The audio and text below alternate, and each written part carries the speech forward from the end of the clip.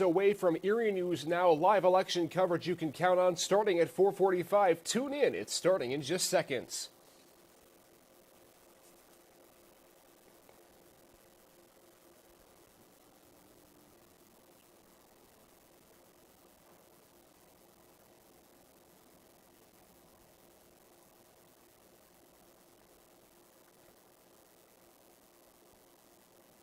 Hi, everyone. Good morning. Happy Friday to you. Isaac Petcash here for Erie News Now. Election coverage you can count on. We're at the alert desk this morning getting you ready and prepared for all election coverage here as we get set to go into the final weekend before the 2020 presidential election. Let's get started today, and we begin with the breaking news over last night. That news that multiple counties in Pennsylvania are not going to be counting mail-in ballots until after Election Day. Take a look at this graphic really quickly here. You see 3 confirmed counties that Erie News Now has been able to confirm.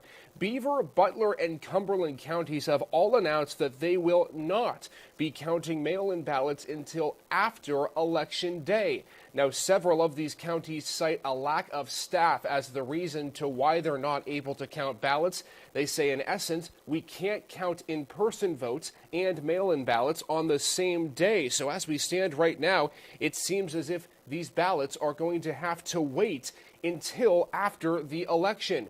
Now, how many ballots is that, you might ask? Of course, Pennsylvania, a very critical county in terms of swing state for the President of the United States. Well, we are getting word that Butler County has about 40,000 mail-in votes that they have sent out right now. And so that just gives you an idea of how many votes matter, whether it's Democrat or Republican. Still a very specific and very interesting development in terms of election in Pennsylvania. We also did earlier yesterday, or late yesterday, I should say, get a decision or a statement by the Pennsylvania State Secretary of State, and that is Kathy Bachvar. She said, in essence, she would like every single one of the counties to be able to count ballots on Election Day. Now, Bachvar says she understands there is a lack of staffing for several of these precincts in lesser rural counties with less people, but she's going to work in every way she can to be able at 7 a.m. on Election Day to be able to get those ballots counted. We also do want to mention as well, there is some concern from Pennsylvania Democrats that there could be a throwout vote in the U.S. Supreme Court for Pennsylvania. Remember, we told you yesterday that the United States Supreme Court announced that they would not be reviewing the case on Republicans' end, that these ballots could be extended 3 days. Remember, there's a 3-day extension for you to turn in your mail-in ballots and for an absentee ballot. Of course, those can be counted 3 days after the election.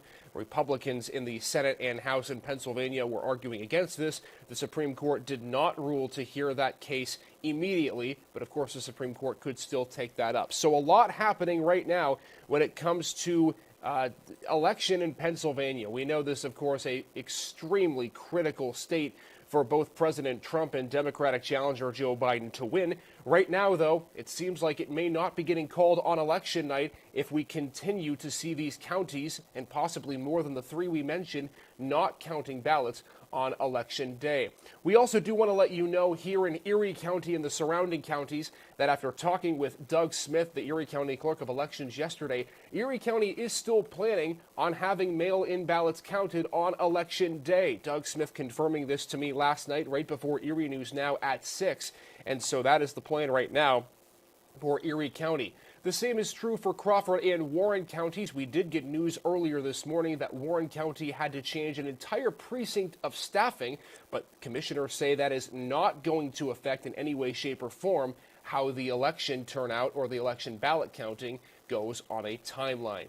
So that's the local election news this morning. We continue with election coverage with national news. Both President Trump and Democratic challenger Joe Biden were in Florida yesterday trying to appeal to yet another critical swing state of voters, a state the president won back in 2016 by a very slight margin. But there were some weather concerns in the area, and that cut a couple of rallies short. Joe Biden's rally in Tampa getting cut short by a few minutes in Tampa yesterday after some downpouring came in to the area just around 7 o'clock local time. Now, Joe Biden wasn't the only one who wasn't able to have all of his campaign rallies go. President Trump also having some issues in North Carolina. The president actually postponing his Fayetteville rally. He was expected to do that about 6:30 p.m. in Fayetteville, North Carolina. However, because of high winds up to 50 miles an hour, officials say that his campaign event there will be postponed until Monday, which is, of course, the day before election. North Carolina, yet another critical swing state that we have to consider and we will look at here in terms of the election. Well, speaking of the election, as we mentioned, both candidates are set to make more campaign trips today in Wisconsin and in Minnesota, more swing states across the Midwest. And as the election continues to heat up, so does the race and so do the rallies. And so does the economy, at least what we're thinking. Here's a report from CBS, Nancy Chen. The race for the White House is being fought on familiar territory. 5 days from now, we are going to win Florida. If Florida goes blue, it's over. It's over. The presidential campaigns converged on the Sunshine State Thursday, holding rallies in Tampa just a few hours apart. I've never been more optimistic about America and America's chances than I am today, because I know the American people. We are doing great. Do you see the number today?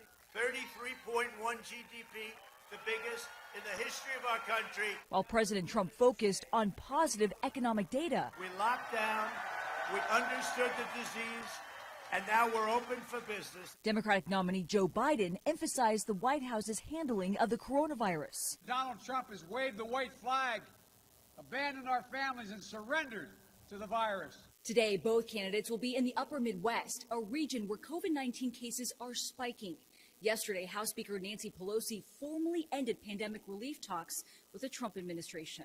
I feel very confident that Joe Biden will be elected president on Tuesday. So while we don't want to be overconfident or assume anything, we have to be ready for how we are going to go down a different path. While negotiating a new relief bill, Pelosi and the Trump administration remained at odds over testing, aid to local governments, and business liability. Nancy Chen, CBS News. All right, Nancy, thanks so much. We now want to bring in our Kara Coleman. We're going to let her put that mic on really quickly there so the crowd can hear you. Pick the mic up. Right. I know it seems, again, it's a Friday. We want to make sure we keep the coffee here. But we're going to, for the moment here, just get a little bit of an insight on what we're working on now on Erie News Now Sunrise. And Kara, we continue election coverage. The race continues to heat up in Pennsylvania and really all around the country. Yeah, and this morning we're going to talk a little bit more about election security. So, I mean, it's an unusual year. These are unusual times. So perhaps you plan on heading to the polls. A lot of voters that we've been talking to this week have told us, you know, they're old-fashioned. They're going to the polls on Tuesday. So if that's you and perhaps you're a little bit concerned maybe because of the rise in COVID-19 cases locally or perhaps just voter security, we have some reassurances for you, at least coming from the County Board of Elections. So we'll have that story coming up in a little bit. Also kind of a lighthearted story. You might be driving around town and you see it everywhere. You see the President Trump sign, and then next door you see the Biden sign. And you have to think, what's the relationship like between those two neighbors? So our Elena Jonathan went knocking on some doors yesterday, and she found a really a great story about two neighbors who are putting those political differences aside. And they actually say political talk brought them closer together. Wow. So we'll have that story coming up for you in just a little bit on Erie News Now Sunrise. Not something you normally see, political opponents coming together. But should be a really interesting story. And like you mentioned with election security, one of the things people are concerned about are mail-in ballots. And as we're seeing, there is a little bit concern with that. But as we move closer to Election Day, Kara, just give us a preview of maybe what officials are saying when it comes to that voter security. Well, you know, the County Board of Elections kind of laid out a couple of new, maybe not new rules, but some guidelines in these unusual times. So, for example, you know, the open and carry laws. laws in Pennsylvania when it comes to carrying your firearm. If you are licensed to carry a firearm legally, you're able to do that at the polls, but basically you have to go in, cast your vote, and leave. You can't be hanging around outside the polling place, even if you potentially are pressing for one candidate over the other. If you are packing heat, you have to go in, vote, and then leave. Basically, you have to be 100 feet away. So, and it's also important, our Molly Samora spoke with an attorney, and he's going to talk about if for any reason, if you are denied your right to vote on Tuesday, which you shouldn't be, there are some things that you need to make sure you do. You should always be filling out a provisional ballot. She'll let you know what you should carry with you in forms of identification. So some of those things we'll be going over this morning as well. And we are expecting record turnout, not just in Erie County, but around the country for elections. Already, we saw an NBC stat there, 76 million ballots already turned in. It's unbelievable. It's going to be a big election here on Tuesday. And I think some people may be wondering if they're going out to the polls, are there going to be lines? Because so many people have already voted, what to expect once you go into your polling place. Is it going to be much quieter because there's been so much activity leading up to the election with those mail-in and absentee ballots? And that's something we really just don't know so far. So that's going to be interesting to see come Tuesday. Uncertainty is the name of the game when it comes to the 2020 Yes. election. We might know when it comes to 2020, period, I think. Exactly. We might know on Tuesday, we might not, but for right now, all we know is that Erie News Now Sunrise is in a few minutes. We got to let you get to the desk. Yeah, Sarah. I got to get over there with my coffee. So on the air in just about 4 minutes, Mark and I will be there. It is Friday, right before Halloween. We'll get Kara off the stage here. She's going to join you on the desk in just a couple of minutes. But for right now, let's take a look outside in D.C., a pretty calm and serene Friday morning right before Election Day. We do still have some coverage to get to you here on this Friday morning before we get to Erie News Now Sunrise. And we're going to start with this coverage talking about the key importance of Pennsylvania. We know how important the state is for the presidency and how easy it might be for the candidates to win the presidency if they do take the state of Pennsylvania. Let's get you updated on the latest polling numbers from what we're seeing. We, of course, referring to the Real Clear Politics polling average on this Friday morning, takes a conglomeration of polls that you can see right here and puts them into an average. We talked about how on Thursday, Joe Biden had a 3.8-point lead on Donald Trump. That lead right now seems to have increased a little bit. As of this morning, the Democratic challenger, according to Real Clear Politics, with a 4.3-point advantage on the president, 49.9 to 45.6. You can see it there on the graph. That's been relatively in the area of where we've been seeing things happen. Just updated on me, still 4.3. But as you can see the last few days, that's been the relative margin of error between 3.5 to 4.5 points for the presidency. So we are continuing to see a fairly good slew of ups and downs between Joe Biden and Donald Trump when it comes to the state of Pennsylvania. We noted earlier how there might be some ballots that won't be counted until after the election. So Pennsylvania, especially being a state that is a critical swing state and within a margin of error, it might be critical to cast or make sure all those ballots are counted before the state can be called. Do want to get you some notes this morning talking about the campaign trail for the president. Both President Trump and Joe Biden are expected to campaign in the same areas today, moving from the south up north to the Rust Belt states. President Trump expected to make 2 rallies today, both in Waterford Township, Michigan, and in Green Bay, Wisconsin at 1 and 3:30 p.m. Democratic challenger Joe Biden also expected to make rallies in the same states, just different areas, around the same times.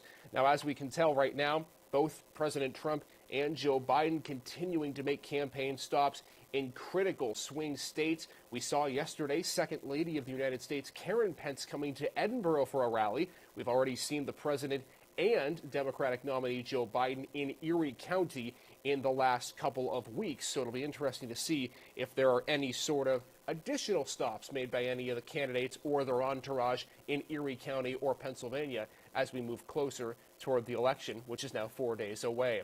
Final topic we want to talk to you about this morning is the stock market. House Speaker Nancy Pelosi saying yesterday that she officially ended COVID-19 relief talks with the president and his staff. She says she's hopeful for a Joe Biden victory on Tuesday, but says we still need to make sure that we continue talks across the day. But we want to give you an update on where the Dow futures are this morning.